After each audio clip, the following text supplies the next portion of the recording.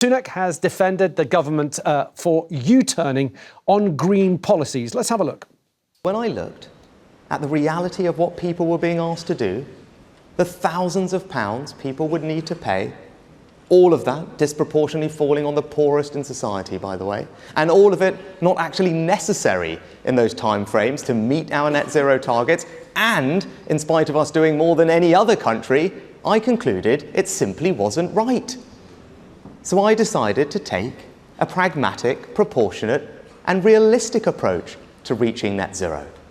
And I won't take any lectures from other countries that have done far less than us, or from those for whom spending thousands of pounds means nothing. And he's also confirmed, finally, that the northern leg of HS2 will be scrapped. The money saved will be reinvested in transport projects. I am ending this long-running saga. I am cancelling the rest of the HS2 project. And in its place, we will reinvest every single penny, £36 billion, in hundreds of new transport projects in the North and the Midlands across the country. Now, he even mentioned, just after that clip, Tory Mayor Andy Street in his speech, saying that they can work together. Remember, Andy Street is on some sort of resignation watch at the moment, but we'll be bringing you any news as and when we get it. Now, the Prime Minister also said that the best tax cut for people is halving inflation and easing the cost of living crisis. So, has Rishi Sunak won you over? Carole, do you think he is the Prime Minister for change? If you'd asked me that 6 months ago, I'd have said no, because I don't know where he is currently, because he wasn't even on View 6 months ago. He was not around. Now, in recent weeks, I've seen a change. I've seen a much more feisty Rishi. I've seen one willing to take on the Labour Party in a way he wasn't before. He's now talking about things that I think are appealing to people. You know, what he was talking about, the green policy. You know, he's been asking Labour to explain why we should be asking people with very little money to spend between £5,000 and £20,000 of their incomes upgrading their green stuff. He's saying he's going to address the war on motorists. He's saying he's cancelled this HS2 because it is a turkey. You know, it's crazy for politicians in the north to be saying, we're going to be cut off. These are the same politicians who were actually against this scheme years ago when it was first proposed in 2000. Well, it was passed in 2015. You know, there's no justification to keep spending money when to say we've spent 20 billion, so we've got to carry on and spend another 100 billion on a line that's going to be out of date by the time it's finished. Okay. So you agree with his policies? I think he's doing lots of things that I think the Just Stop Oil lobbyists have been a huge plus for him in getting him to change the policy, because people hate them now. Some people, others still support them. Henry, it looks like Carole's kind of buying it. Carole, you're an easy hit then, because I'm not easy hit. You know I'm not an easy hit. I know. But look, this is a guy who a couple of weeks ago was telling the country, we're not going to lecture you on how you should live your lives. But at the same time, he's now trying to say Britain is broken and I'm the one to fix it. So clearly he thinks we do need rearranging, we do need fixing. I think he's confused. He's trying to present himself as an insurgent, as some kind of Donald Trump disruptor, when actually from school all the way through... No, seriously. I don't know how you can talk about Trump and him in the same breath. No. Well, no, but the thing is, he's allowing and licensing members of his cabinet to make stuff up, Aunt Sally's, and then to knock them down. What do you mean? As if there was any talk of a meat tax or having 7 different coloured bins and all this nonsense.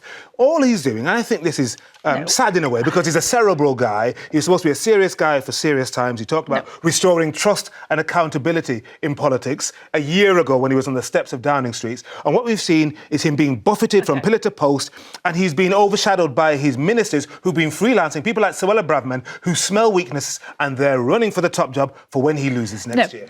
I I think, when he talks about the green policies now and the Tories' view on it, I think he's talking a language a lot of people understand. There's no one in this country that does not want us to get to net zero. What people were objecting to was us rushing at it, and it was costing fortunes and paying for stuff that was going to make little or no difference to our carbon emissions. And he's quite right when he said, I'm not going to be lectured by countries abroad who are doing far less. We are as responsible for 1% of global emissions in this country, and we do all. But we powered the Industrial Revolution. Our carbon footprint per capita is far higher than someone living in India or China. I want to stop you both there, because it would be very easy to start discussing the merits of certain policies and argue about that. I want to focus on the man. I want to focus on Rishi Sunak, because right now, Penny Mordaunt did the big warm-up speech for her.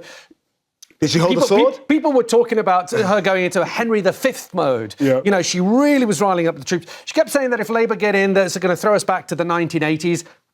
Correct me if I'm wrong, I wasn't here in the 1980s, but that was predominantly a Conservative era, wasn't it? Well, it was totally a Conservative era. 1979 to 1990. I got a little bit confused there. However, he needs, from what we hear from the Conservative Party conference and the people who are there, the Conservative activists, he needs to capture the imagination of the party.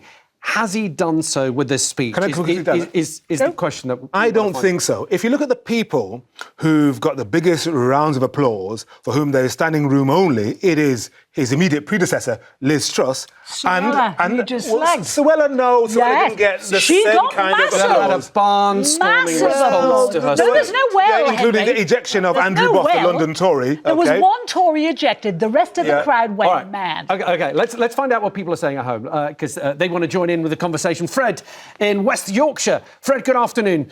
Are you buying what Rishi Sunak is selling? I'm not at all. Why not, Fred?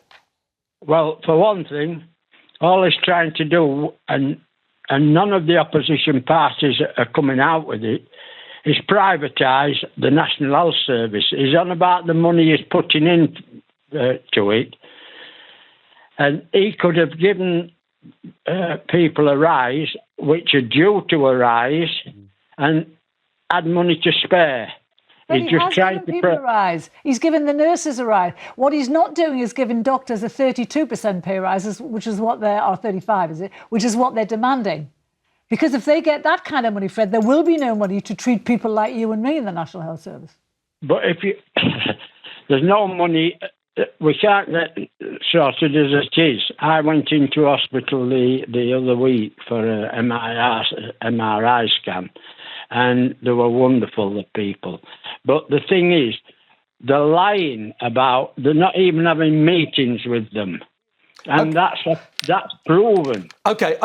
Fred, you're upset about the way the issue with the doctors has been dealt with. What about Rishi Sunak as a leader? This is his opportunity to bring his party together.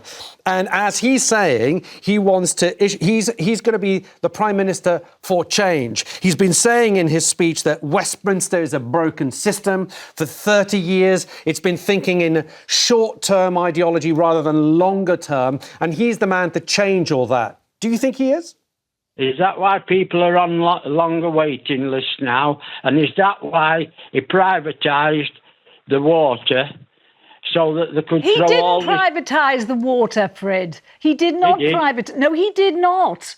Well, he didn't. But the Conservatives did. Yes, a long time ago. Right. But the thing that's ludicrous about what Rishi Sunak is saying is, he talks about Westminster being a broken system. How are you going to fix it? It's as if he had nothing to do with the last 13 years that the Tories have been in power. OK, and only came into Parliament in 2015. He hasn't. I was going to say, he's not been in politics long. But he was Chief Secretary of the Treasury from 2019, and then, of course, by accident, he became, Chancellor and then Prime Minister. But you don't get a sense whatsoever in this speech about what he's going to do about the biggest thing in this country. It's health. Health and mental health is the number one thing in this country.